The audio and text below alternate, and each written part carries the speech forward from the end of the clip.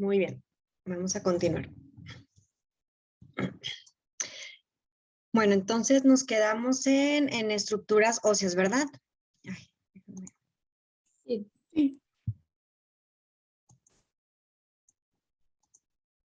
Bueno, entonces les decía, vamos a valorar las estructuras óseas, las costillas ya les comenté, las últimas costillas que veamos, hay que valorar la cortical de las estructuras óseas, la densidad, no se nos olvide.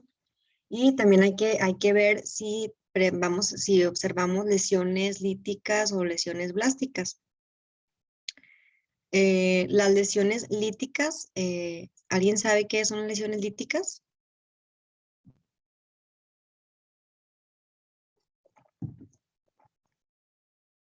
Bueno, ahorita para no detenernos mucho, lo vamos a ver más adelante, pero vamos a ver lesiones en el hueso muy radiolúcidas. O sea, el hueso que tiene cierta radiopacidad, vamos a ver lesiones o imágenes de la forma que sea, redondeadas o ovaladas, con disminución de la densidad. Y las lesiones plásticas las vamos a ver radiopacas, vamos a ver imágenes muy blancas en el hueso. Son del hueso. Y vamos a ver, esa lesión la vamos a ver muy, muy densa, muy blanca. Bueno, entonces les decía, hay que valorar también la alineación de la columna vertebral, los cuerpos vertebrales, si tienen cambios osteodegenerativos, en ocasiones podemos llegar a ver osteofitos, disminución de los espacios intersomáticos, también podemos ver, hay que valorar los pedículos que se ven aquí en la radiografía de abdomen, que se ven como estas imágenes redondeadas que vemos aquí, estas imágenes ovaladas, y hay que valorar el ilion, las porciones del hueso, el ilion, el isquion, el pubis, el sacro, el coxis, la articulación sacroiliaca. Vemos una parte de la cabeza femoral, el cuello. Entonces, todo lo que veamos hay que comentarlo, sobre todo, les digo, la columna, la densidad, si vemos lesiones líticas o blásticas, hay que hacer una referencia.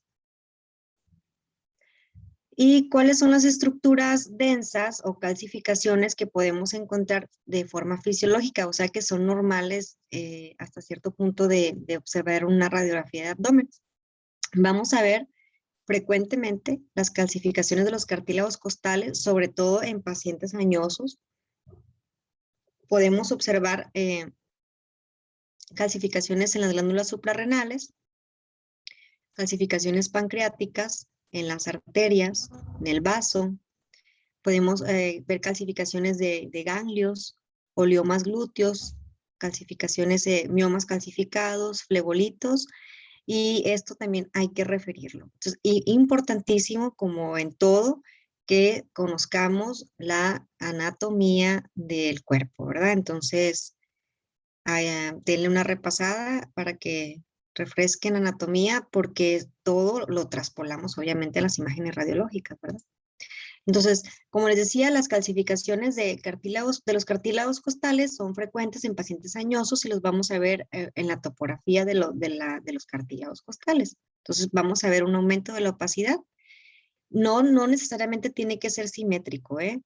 Podemos verlas en algunos arcos costales, en otros más que otros. Entonces, para que lo tomen en cuenta y no se asusten cuando las vean. Podemos observar calcificaciones pancreáticas también. En este caso, bueno, en estas imágenes se ven muy evidentes las calcificaciones, ¿verdad? Pero va a haber muchas veces, y también depende mucho de la técnica de la radiografía, donde no vamos a estar seguros que estamos ante una calcificación pancreática. Y de hecho, pocas, no cualquiera, o sea, se aventura a decir si acaso llega a haber una radiopacidad. Lo puede sugerir, ¿verdad? Pues se pueden sugerir calcificaciones en caso que no sean tan evidentes, ¿verdad? Que aquí hasta se ve la forma del páncreas y todo. Pero si no lo vemos tan evidente, pues se sugieren. Se observan calcificaciones en topografía del páncreas que sugieren calcificaciones. Las calcificaciones del páncreas las vamos a ver sobre todo también en pacientes añosos o pacientes en los cuales hayan tenido pancreatitis de repetición o pancreatitis crónica. En esos pacientes, muy frecuentemente podemos llegar a ver calcificaciones pancreáticas. Obviamente, pues en una tomografía lo vamos a ver de forma de mejor, ¿verdad? Lo vamos a visualizar de forma mejor que en una radiografía. Las calcificaciones de la aorta, bueno, aquí tenemos, esta es una radiografía lateral, ¿verdad? Por eso vemos aquí la columna y anterior vemos a la aorta abdominal. Pero en una radiografía de abdomen también podemos observar la aorta en caso de que esté calcificada, o sea, en caso de que el paciente presente aterosclerosis de la aorta o de los vasos ilíacos, vamos a ver unas líneas delgadas que van a seguir el trayecto de una estructura vascular, ¿sí? Y en el caso de la topografía de la aorta, si vemos estas estructuras lineales, pues entonces nos va a sugerir un paciente una patología de aterosclerosis de la aorta. Si lo vemos acá en la topografía de los vasos ilíacos, de las arterias ilíacas, pues entonces también puede ser que el paciente tenga aterosclerosis de las arterias ilíacas. Aquí, por ejemplo, en este ejemplo, a ver si lo logran ver bien. Están señalados, miren, esta es la aorta. Y esto que está aquí señalado con esta línea, o sea, con esta línea, está midiendo el diámetro de un aneurisma de la aorta. Mide 10 centímetros.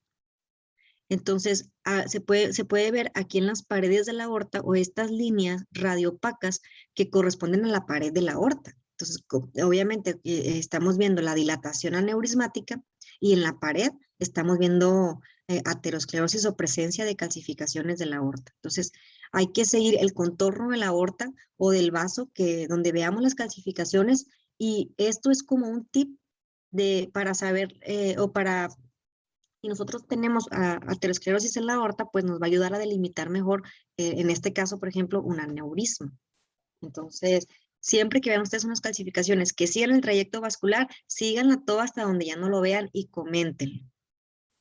¿Ok? Bueno. También podemos observar la presencia de ganglios linfáticos, que vamos a verlo como imágenes ovaladas, calcificadas. Aquí lo estamos viendo en la imagen y yo creo que a la hora de le hicieron una tomografía al paciente y pudieron ya asegurar que correspondían a ganglios calcificados, pero en esa topografía incluso pueden ser puede deberse a litos ureterales o a otras causas, a otras calcificaciones. En el caso de una mujer, pues hay muchas otras causas que pueden causar calcificaciones. Entonces, de primera intención, es raro que comentemos que son ganglios calcificados, ¿ok? Es raro que lo hagamos. Pero pues para que lo tomen en cuenta los podemos ver también en la placa simple. Y los oleomas glúteos también, como les decía, es otro tipo de calcificación fisiológica, y se refiere a una reacción granulomatosa no alérgica de tipo cuerpo extraño. Y esto va a aparecer como una respuesta a sustancias exógenas oleosas inyectadas. Entonces, se aplica la inyección, el medicamento, y causa esta reacción granulomatosa que posteriormente se va a calcificar, y lo vamos a ver a nivel de los glúteos.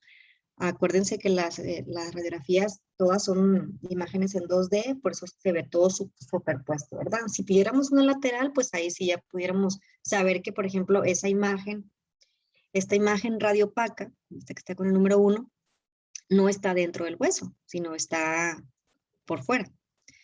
Y por último también tenemos a los flebolitos, que son calcificaciones redondas que corresponden a trombos venosos también calcificados y se asocian también al envejecimiento. Aquí como característica o para saber que corresponden a flebolitos, bueno, primero es la topografía.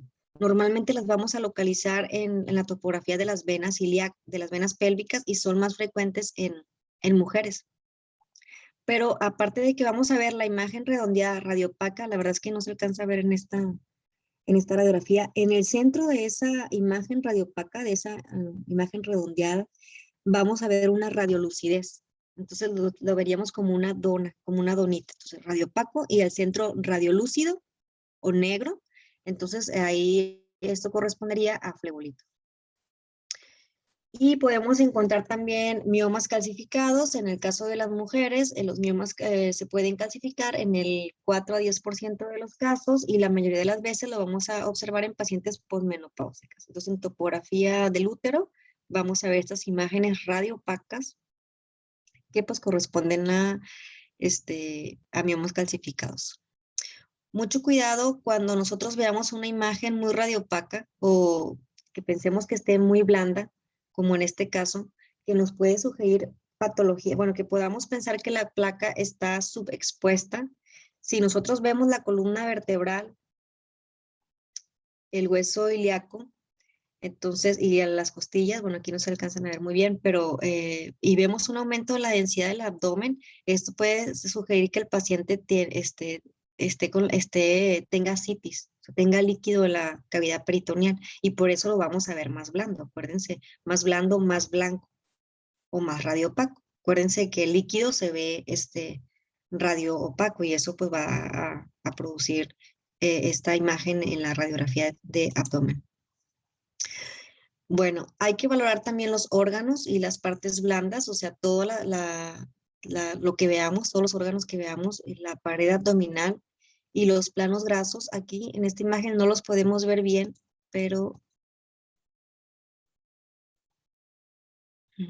miren, aquí vemos este ejemplo. Vemos estos imágenes radiolúcidas que están en las paredes laterales del abdomen que corresponden a los planos grasos. Siempre hay que verlas y hay que valorarlos, porque el hecho de, por ejemplo, el intestino está pegadito, debe de estar pegado a estos planos grasos. Si nosotros vemos una separación del intestino, o sea, que veamos el intestino delgado el intestino grueso por este lado, y vemos aquí muy radiopaco y los planos grasos properitoneales los vemos muy separados al intestino, esto nos puede hacer pensar en ascitis, ¿eh? Entonces siempre o a lo mejor en la presencia de masas retroperitoneales o algo que nos esté provocando que no se observen como debe de ser estos planos grasos properitoneales. Entonces hay que valorarlos bien. Los órganos y el retroperitoneo, en el caso del psoas, los riñones, se pueden valorar gracias a la grasita, a la grasa que tenemos de sostén en el caso de la cavidad abdominal, peritoneal, que pues va como que tipo contornearlos, ¿sí? Entonces vamos a valorar el hígado, hay que ver el contorno del hígado, hay que ver bueno, el hígado, en este ejemplo podemos ver que el hígado puede parecer que bueno, que el paciente tiene hepatomegalia, porque miren cómo se ve aquí el hígado y cómo lo vemos acá que casi llega a la cresta ilíaca derecha. Y en este caso hay que recordar que hay una variante anatómica que se conoce como lóbulo de Riedel. En este caso es una prominencia o como una prominencia del lóbulo hepático derecho en forma de lengua que nos puede hacer confundir o nos puede hacer pensar en una hepatomegalia. Van a haber literaturas en las que comentan en que si este lóbulo de Riedel está por encima de la cresta ilíaca, no es hepatomegalia, pero si la rebasa, entonces sí es hepatomegalia, porque normalmente llega hasta encimita de la cresta ilíaca. Pero bueno, ustedes pueden también determinar una hepatomegalia valorando el intestino. Si ustedes ven que el intestino está ay, se me fue la palabra. A ver, alguien ayúdeme. Está desplazado hacia medial. Entonces, esto nos puede hacer pensar en una hepatomegalia. Entonces, cualquier aumento de una víscera nos va a desplazar pues lo que esté ahí cerca, ¿verdad? En este caso, el intestino. Entonces, si sospechamos en una hepatomegalia, hay que ver el intestino. Si está desplazado, probablemente sí se trate de una hepatomegalia. Hay otras filografías en las que van a ver, bueno, en este caso, no lo podemos valorar porque no tenemos toda la imagen, pero por ejemplo, el rato que veamos una tomografía en un corte coronal, se dice que si el lóbulo hepático izquierdo rebasa la línea media clavicular, entonces en la tomografía, entonces estamos hablando de una hepatomegalia del lóbulo hepático izquierdo. Perdón. El vaso normalmente no debe de rebasar, el vaso lo vamos a ver de este lado como una imagen radiopaca. No se les olvide la densidad de tejidos blandos, ¿verdad? Los vemos más blancos, más radiopacos. Entonces, el vaso lo vamos a ver igual radiopaco y normalmente no rebasa la 12ª costilla, o sea, se queda por encima de la 12ª costilla.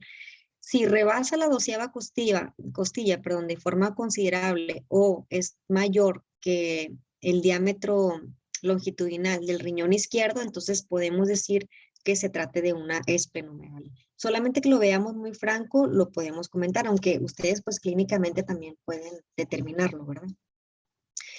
En el caso de los riñones, si le ponen ustedes atención, sí los podemos llegar a ver y sobre todo, como les digo, si el paciente tiene suficiente grasa peritoneal o grasa perirrenal, en ese caso podemos ver el contorno de los riñones, entonces podemos valorar su tamaño, su forma y normalmente el riñón mide aproximadamente unos 4 cuerpos vertebrales.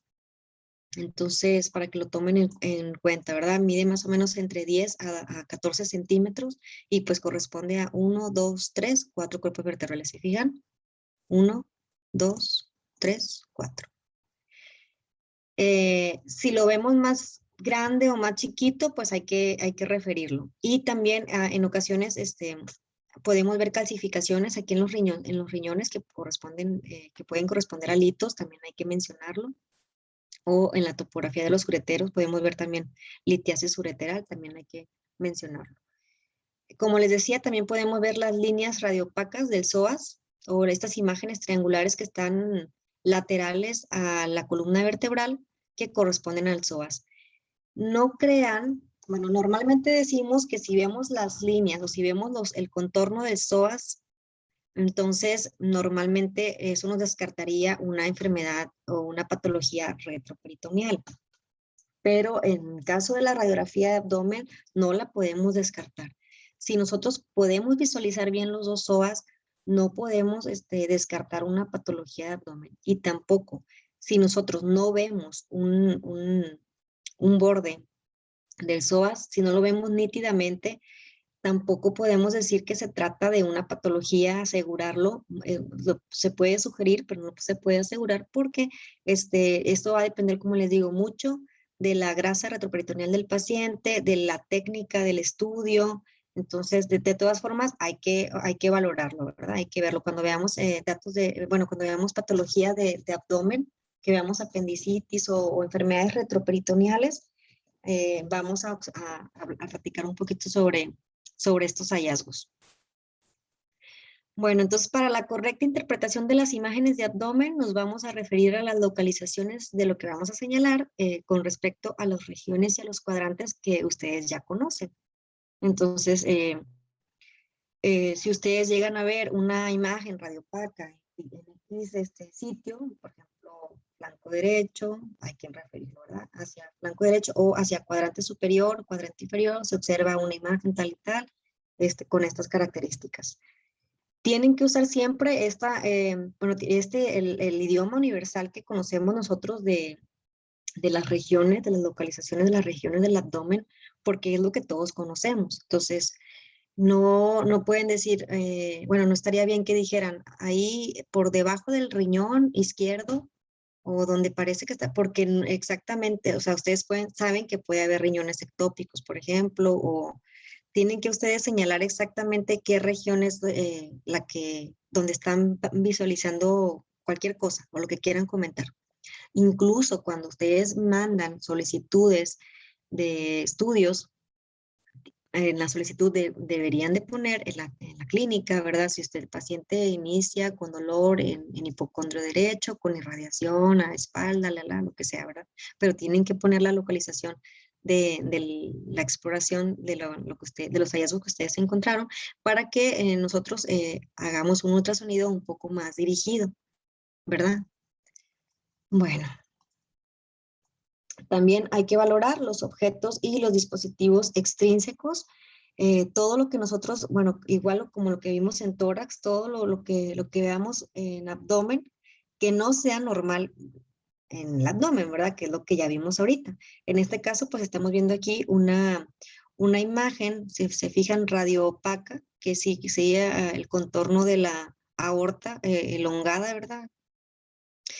Que corresponde a una endoprótesis que está reparando un aneurisma aórtico. Entonces, todas las imágenes radiopacas que ustedes vean, hay que comentarlas. Aquí esta imagen se ve muy fea, pero pues aquí vemos un material quirúrgico que se quedó dentro del paciente. Objetos extraños, sobre todo en niños, la radiografía la piden mucho para localización de objetos extraños. La madera, por ejemplo, no la vamos a ver en la radiografía de abdomen, el plástico tampoco. Entonces, si ustedes sospechan en eso, hay que pedir otro tipo de estudios. También podemos valorar los residuos de bario. Al principio de las clases de imagenología, ¿se acuerdan que platicamos un poquito sobre los estudios varitados y cómo este bario hace que nosotros veamos las estructuras más densas o más radiopacas? Entonces, si ustedes llegan a ver un material de contraste radiopaco en el intestino grueso, en el intestino delgado, en vejiga, donde sea, hay que preguntarle al paciente si él tuvo en las últimas semanas algún estudio donde haya tomado medio de contraste, porque eso pues ya nos va a descartar alguna patología en la que estemos sospechando. Y otros cuerpos extraños que, aunque no crean, no es infrecuente encontrar. Y sería todo, muchachos. No sé si tengan alguna duda, alguna pregunta. No, doctora. No, doctora. No, Ya, doctora, todo No, bien. hasta ahorita no. Fíjense que pienso que ahora que veamos abdomen, les va a gustar un poquito más que tórax, pues tórax está un poquito más complicado y las patologías pues son muchas nuevas para ustedes, pero abdomen se me hace que es un poquito más entretenido y para ustedes más fácil de entender. Sí, les sugiero que vean sus libros de anatomía y vean los planos coronales sobre todo para que puedan valorar la radiografía de abdomen, ¿verdad? Bueno, déjenme entonces. ¿Cómo andan de tiempo? ¿Ya andan muy ocupados o para ver si les pongo una tomografía de abdomen? Si quiere ponerla, Ok.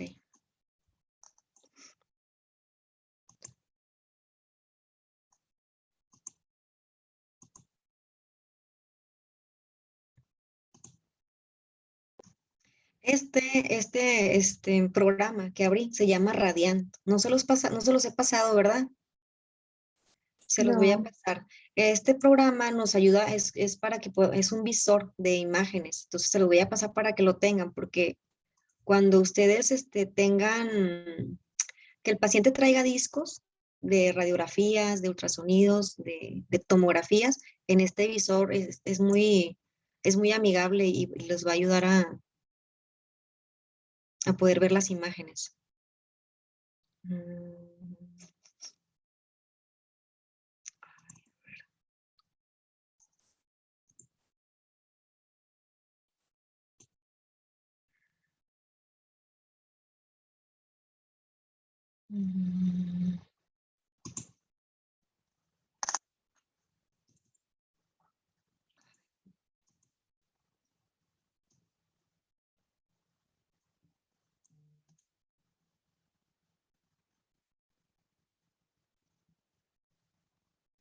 A ver si es esta.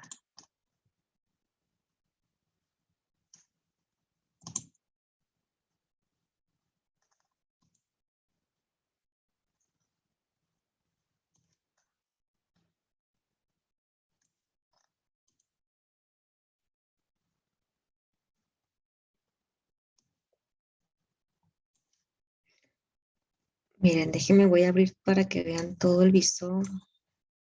A ver si me dejan.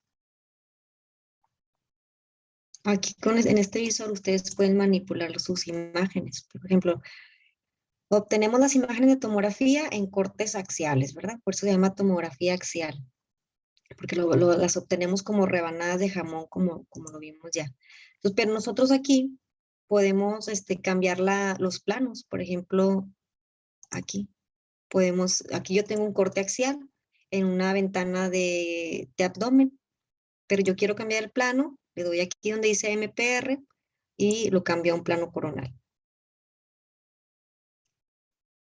Ahí va, se está cargando. No, no crean que es tan lento, es que también tengo muchas cosas en la computadora. Entonces, miren. Entonces, aquí ampliamos la imagen, la voy a hacer más chiquita. Entonces, ahí ya lo puse en un plano coronal. Y ya podemos mover la imagen, ¿sí? De anterior a posterior. O, por ejemplo, algo que se me olvidó de la radiografía de abdomen, muchachos, es que hay que valorar las bases de los pulmones, ¿eh? Casi siempre, bueno, se ven las cúpulas diafragmáticas y llegamos a ver una parte del pulmón, de parénquima pulmonar. Entonces, hay que comentar, sobre todo si llegamos a ver imágenes sugerentes a, pues, a consolidaciones o lo que sea que veamos, neumotórax, lo que sea, y sugerir una radiografía posteroanterior de tórax, si llegamos a ver cualquier cosa. Acá le puedo cambiar, acá, miren, aquí voy, las ventanas, ¿sí se acuerdan? La de abdomen, cerebro, pulmón, miren, la de pulmón, ¿cómo se ve?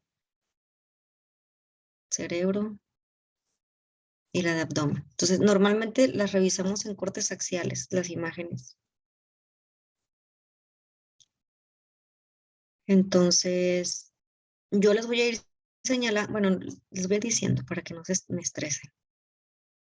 Entonces, valoramos, igual llevamos un orden en la tomografía, estructuras óseas, tejidos blandos, estructuras óseas, cambiamos acá y vemos la ventana para hueso, ¿sí?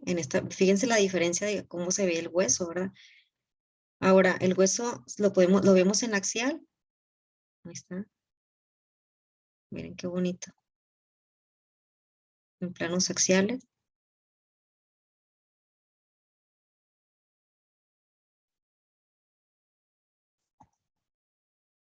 El sacro, la articulación sacroiliaca. Y lo vemos también en sagital. De inicio siempre vemos los estudios en axial, siempre, pero tenemos que valorar los tres planos. Los tenemos disponibles, así que pues lo hacemos, ¿verdad? Entonces, fíjense cómo se ve la columna en un corte sagital. ¿Cómo puedo saber de forma rápida si estoy hacia el lado derecho del paciente o hacia el lado izquierdo del paciente? ¿Quién me dice? Ah, bueno, eso ya lo vimos, ¿verdad? Era con el hígado, ¿no? Sí, ajá.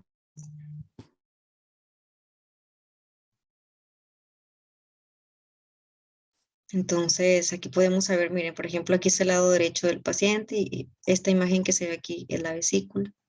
Entonces, sabemos que ese es el riñón derecho, ¿verdad? Ay. Pero si no, pues nos vamos al corte axial. Aquí, acuérdense, igual que en tórax, o sea, todas las tomografías son iguales. Bueno, de hecho, miren, aquí les dice A, anterior, P, posterior, derecha, izquierda. Y en la radiografía de tórax, dije, pero supuse bueno, ya lo saben, cuál es el lado derecho del paciente y cuál es el lado izquierdo del paciente, ¿verdad? En la radiografía. Entonces ya vimos tejidos blandos, vemos tejidos blandos, todo hasta abajo. Aquí, por ejemplo, sería más fácil que encontremos oleomas glúteos, los vamos a ver blancos o densos, calcificados. La región umbilical, o sea, todo tejidos blandos, todo estos son tejidos blandos, músculos y tejido celular subcutáneo. Entonces, músculos y tejido celular subcutáneo. Bueno, aquí estoy en una densidad, estoy en una ventana para hueso.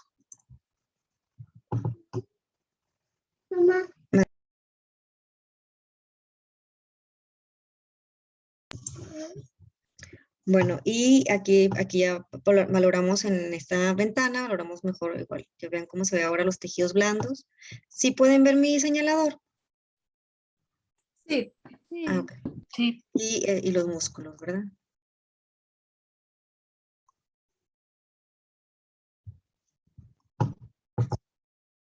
Sí, sí, mi amor, ya casi.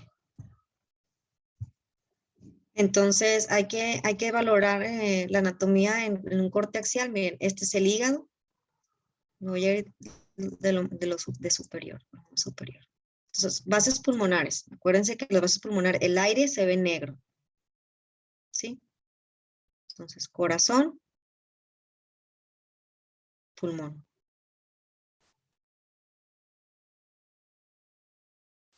Aorta descendente, cuerpo vertebral, costillas. Me voy más para abajo. Hígado y estómago. Acuérdense también de las densidades. Si yo tengo duda de lo que estoy viendo, entonces puedo medir la densidad, 46 y 0. ¿Se acuerdan que tenía densidad 0?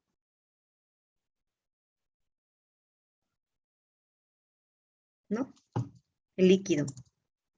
Entonces, oye, el líquido tiene densidad 0. Entonces, eso nos puede dar pues sí, indicar qué es lo que estamos viendo, ¿verdad? Entonces, este es el estómago y que está lleno de agua, por eso me da esa densidad de 0. Y el tejidos blandos aquí me dio una densidad de 46 del hígado. Este es el vaso. Acuérdense que este es el lado derecho del paciente y el lado izquierdo. Hígado, estómago, vaso, vesícula biliar, riñones,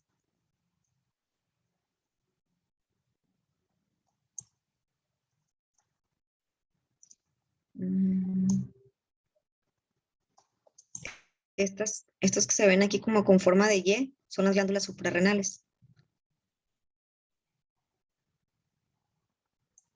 Y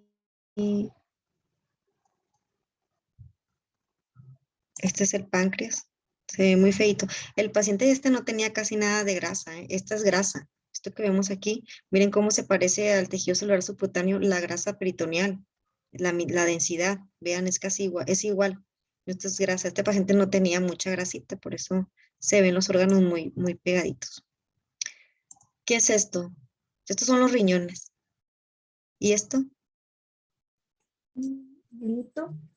Es un lito, ¿sí? Se ve muy denso, está muy calcificado, es un lito, ¿verdad? Calcificado, entonces se ve blanco, hiperdenso.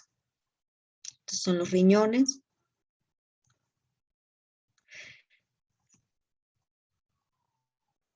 Entonces, aorta, acuérdense que este es el lado izquierdo, aorta y vena cava, son los vasos. Cuerpo vertebral y anterior a los vasos, anterior al cuerpo vertebral están los vasos, ¿verdad? Aorta y cava.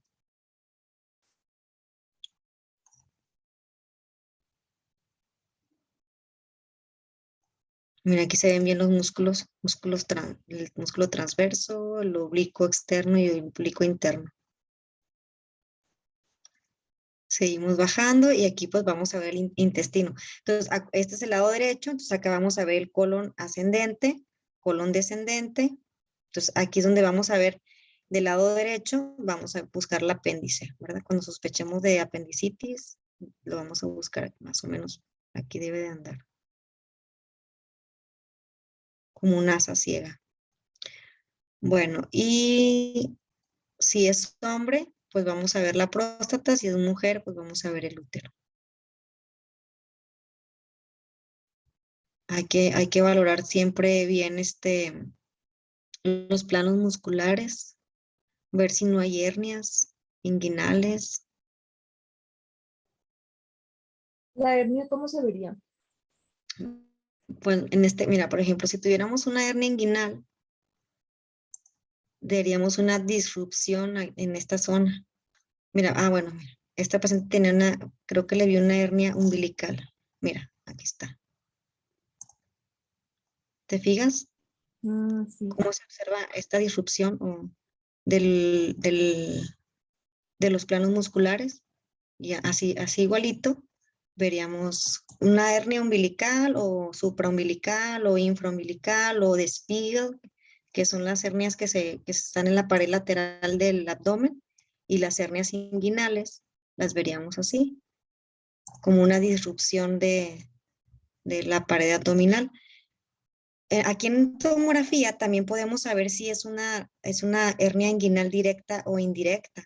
Nosotros nos dejamos, bueno, nos guiamos eh, por los vasos ilíacos, que son estos.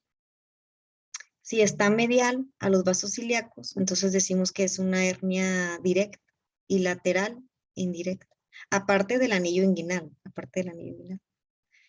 Y bueno, por último, ya revisamos hueso, revisamos tejidos blandos, revisamos órganos, hígados, vaso, páncreas, riñones, vesícula, suprarrenales, vasos, útero o próstata, vejiga,